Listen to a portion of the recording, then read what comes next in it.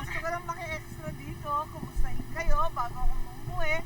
At pinuntahan ko ang ating mga kababayan, mga kaibigan ko ng mga Ilocano, mga Waray, mga Bisaya sa UK at pati na rin sa Italy. Napakaraming po nila at iba't iba yung problema nila. Pero in the meantime, nag-umpisa na tayo magpila ng iba't ibang mga batas sa Senado. Siyempre yung mga priority bills ko, pero maliban doon, may bago akong bill, ang President Rodrigo Roa Duterte bill, which is SB 552, at ito ang nagpaparusa at ginagawang krimen, ang extraordinary rendition. Hindi na dapat maulit ito nangyari kay Presidente, na kinidnap siya at dinala rito sa ibang bansa. At papatawan natin ng parusa. Wala tayong masasabi dahil yung ICC ang may proseso sila na kanila, pero para sa atin sa Pilipinas, labag din sa ating batas ang nangyari. Kaya kailangan managot. Kalawa, may ombudsman case na nakatenga. Yun nga lang, naghihintay ako sana tapusin kasi magbabago ang ombudsman. Kinakabahan ako, baka hindi na dinggin. Ganun pa man, dalhin natin yung kaso at pursigihin natin para managot ang talagang nagputos nitong kababalaghan. Okay. Until when are you here po? I don't know yet. Okay. Ispita ko siya sa Saturday. Alam mo naman, backup dancer lang ako.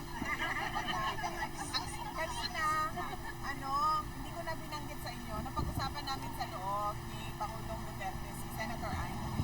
Kasi binanggit ko sa kanya na nandito si Senator Amy, and nag-request din siya ulit sa ICC through the lawyer kung pwede ba siyang makapasok doon. At tinanong ako ni Pangulong Duterte kanina kung bakit daw gusto pumasok ni Senator Amy. Sabi ko, baka gusto ka kausapin. Sabi niya, ano naman sasabihin niya? Sabi ko, well, hindi ko alam. Sabi niya, pareho kayo na sinasabi politika yan lahat. It's all politics. Yeah, sabi. Politika yan lahat. It's all politics. And then sabi niya na, I believe that she is sincere with her friendship with you. Sa akin daw. Oo.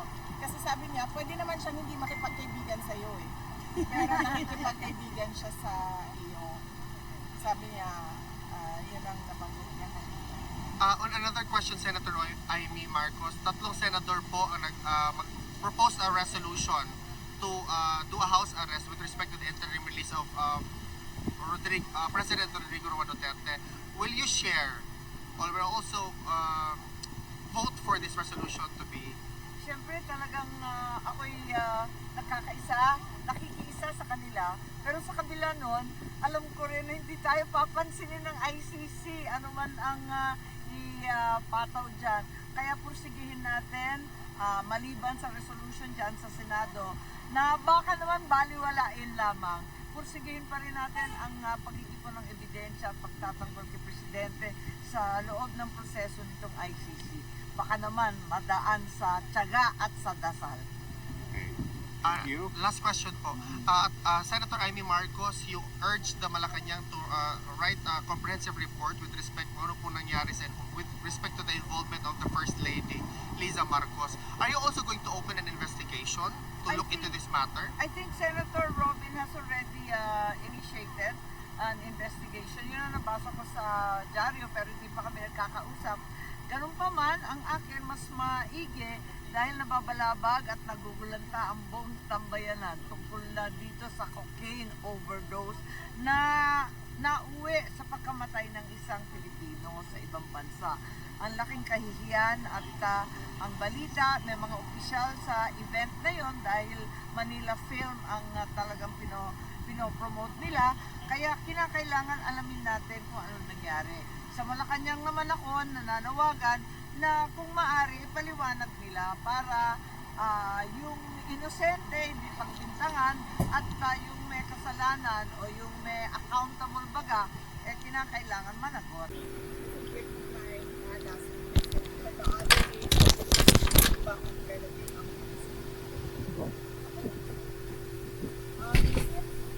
Monday, Tuesday, Wednesday, walang Thursday and then Friday. So next week, Monday, Tuesday ako. Kumusta ka na, Inday? I'm okay ma'am, wala man akong problema. Nababalanse ko naman lahat ng mga kailangan ko gawin sa pamilya, dito sa trabaho ko sa Office of the Vice President at sa pag-asikaso dito kay dating Pangulong Rodrigo Duterte. At nagpapasalamat ako sa inyo lahat sa pagpapakita ninyo ng pagmamahal at suporta. Hindi madali ang pumunta dito sa Hague. Alam ko yon dahil ginagawa ko din yon. Pero nandito pa rin kayo, nagpabiyahe kayo. Yeah, from the UK. Yes. As long as you're strong, we're strong. Thank you. Oh. So, nagpabiyahe pa rin kayo. Kahit sobrang tagal ng biyahe at malayo yung biyahe. At yung mga, syempre, hindi makapunta dito dahil sa iba't ibang rason, nandiyan din sila sa social media, nagbabantay din. At naninigurado na okay lang ang kalagayan ni dating Pangulong Rodrigo Duterte. Nakakalungkot lang na yung iba nagkakaroon ng kaso, meron harassment, meron ng mga kaaway dahil sa kanilang paniniwala sa politika at sa kanilang pagtitiwala na dating Pangulong Rodrigo Duterte sa mga ginawa niya para sa ating bayan. Pero kami, ng pamilya, malaki ang pasalamat dahil nandiyan kayo kasama niyo. Ma'am, on a different topic, what's your reaction to the imposed sanction of the United States to the Philippines? Tariffs, I'm sorry, not sanction, the tariffs po. Well, dapat yan unang-una, expected na darating na yan, diba? Kasi pagtutog pa lang ni President Trump ay nagsabi na siya na isa yan sa mga priority niya na gagawin. So, dapat meron ng plano ang ating economic team kung ano ang gagawin doon sa mga i-impose na tariff sa ating pagnenegosyo sa United States of America. At dapat meron na rin team, core team doon galing sa bigger economic team na makikipag-usap, dialogo sa kanilang counterpart doon sa US government. Any expectation po sa upcoming visit ni PBBM sa US? And do you think the LA incident will affect this visit?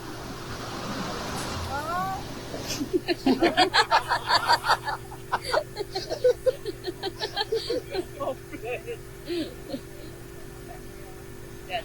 Move on na ako.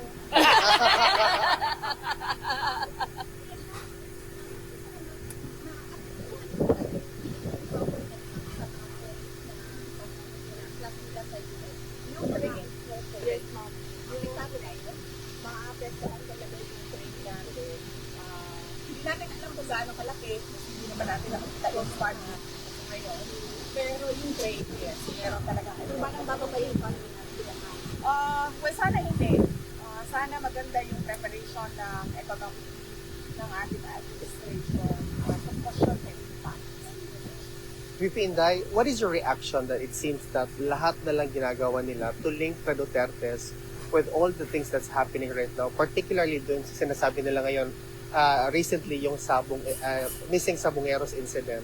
There seems to be an effort to put the Duterte family name, again, as I've mentioned before, down to the mud po, but you keep on bouncing back. What's your reaction to that, VP? Well, it is expected because we saw it early on with their attacks to my office, no? So that was September 2023. September 2020. It started September 2020. But even before that, during the campaign, meron ng mga nagsasabi na nakakarinig sila sa loob na hindi maganda yung sinasabi doon sa grupo nila. Hindi ko nalang pangalanan kung sino yung mga personalities doon. Pero naririnig na nare-report sa amin kung ano sinasabi doon sa loob. At hindi ko naman kasi pinansin yun dahil naisip ko na sino lang ba ako? Yung Vice President lang naman yung posisyon ko. President naman yung opisina nila. So sila talaga yung decision maker. Kasi technically, ang Vice President ay isang spare tire, diba? So hindi ko inisip na aabot siya sa punto na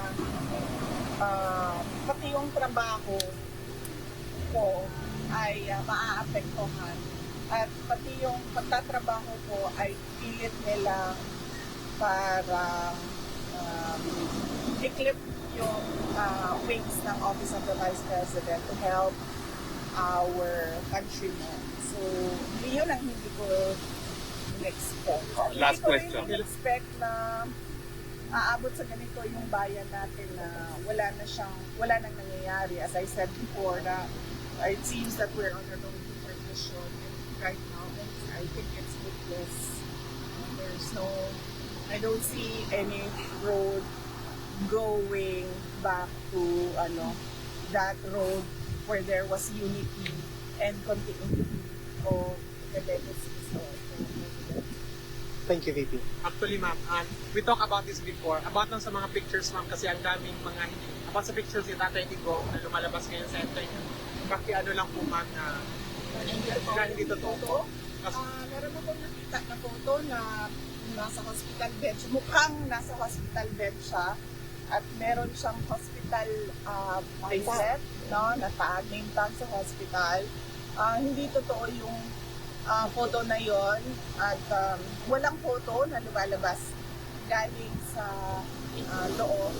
But hindi din siya mahina si dating Pangulong Rodrigo Duterte. So, yun. Wala siyang Ma'am, aside from that photo, ma'am, meron po pa kasi isang photo na parang AI lang po siya.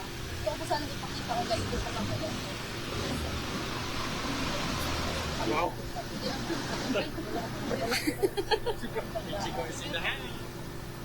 Kasi, ganito mo sa ano. Sobra na po. Sobra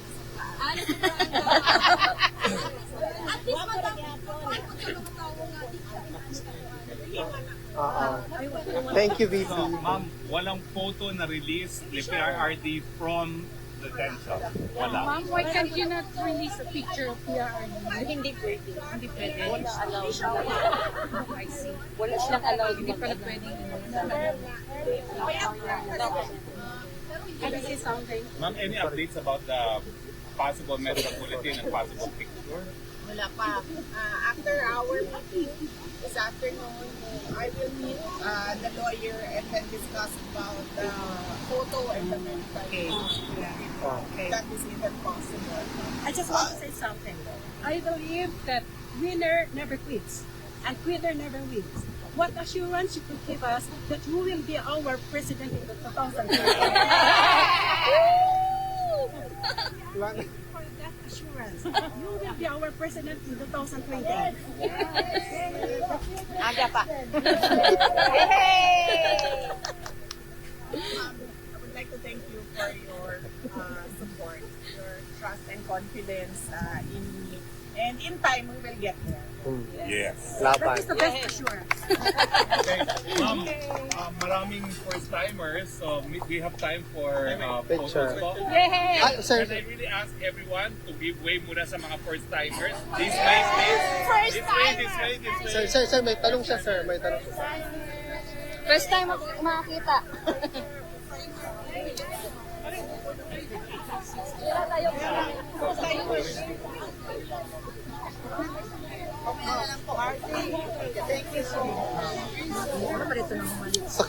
Sakit na kaya akong buktong, actually. Sakit na kaya akong buktong ng... Sorry kaya. Sakit, ate, sakit kaya akong TL. Sorry kaya. I love you, I miss you. Ate,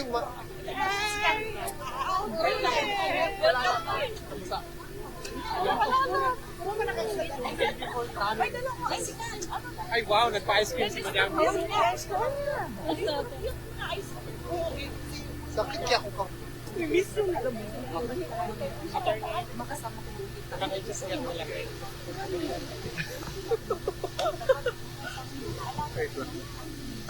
Sir Paul, how are you? How are you, sir? Nice meeting Hi, you Sir again, Paul. sir. Uy, saan yung camera? Pen! Saan yung pen kanina?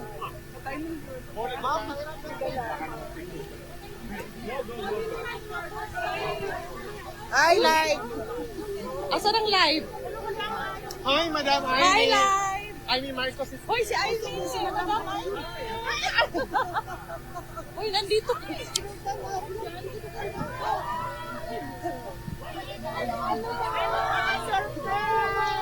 Ay!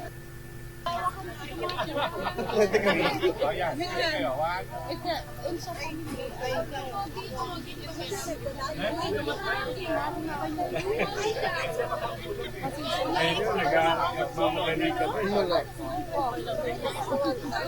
Come on. No, that's the brother of Attorney Roque. Oo, kasi yung sabi ko, picture mo. Sabi ko pala. How do I do this?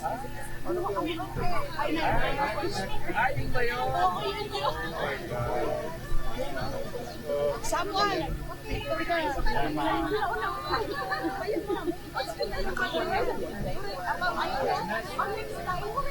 Ang ate!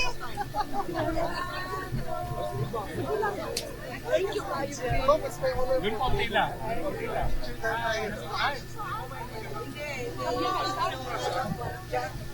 Dito tayo kasi bakahin ako. Sir? Ayaw nyo ng solo, ha? Ayaw Sir? Sir, bodyguard. Sir? Sir, bawal umakbay. May umakbay kasi kanina. Ay, sorry. timer.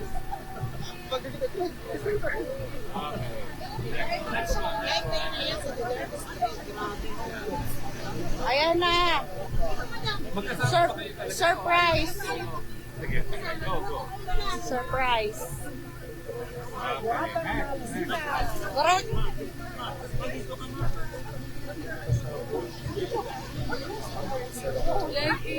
Ay, bakit kayo pinapatay, Meta? Bakit po pinapatay? Hi, Janet. Please share the live. Thank you for Tap Tap. I was waiting for you, Janet. Alam mo na. Ikaw lang naman, Janet. Nagta-tap tap. Ay, kayo pala. Please, tap tap. Kaya ngayon nakanig yung akin para sa... Sige, yes.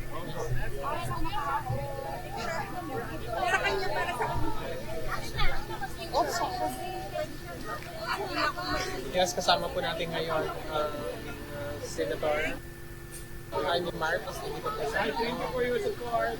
It was really unexpected, guys. Napapunta siya ngayon. Nandoon sa kabila. Came from Nasa kabila yung pila. the airport. Medyo natakpan mo si Madam Sara. Thank you for your support. Ito mo po. Tatampan. Here. You don't want a picture? Yeah, here. Picture ko.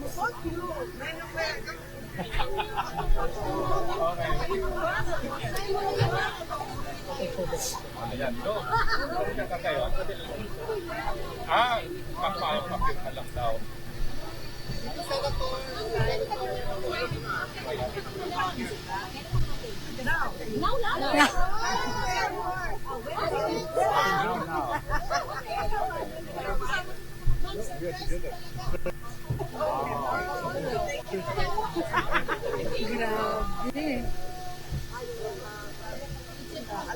Okay.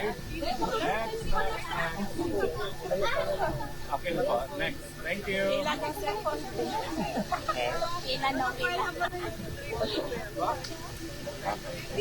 Kayo ba tapos na? Ay, hindi pa.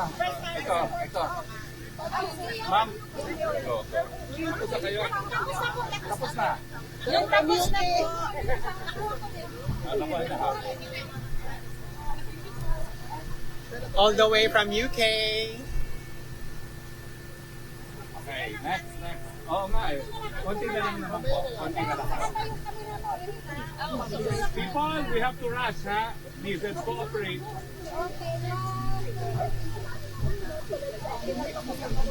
Guys, relax lang kayo dyan sa comment section. Relax lang. Gusto na ba kayo ng tanong? Relax lang. Relax.